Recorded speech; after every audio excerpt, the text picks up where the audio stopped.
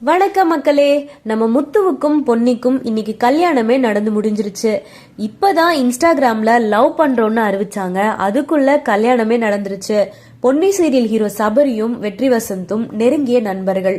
பொன்னி சீரியல்ல சில மாதங்கள் முன்னாடி முத்து கேமியோ ரோல்ல சும்மா ஒரு காட்சிக்காக வந்து போனாரு. அதுவும் பொன்னிக்கு அண்ணனா நடிச்சிருப்பாரு. அந்த ஷூட்டிங் சமயத்துலதான் வெற்றி வசந்துக்கும் வைஷ்ணவிக்கும் நட்பு உருவாச்சு.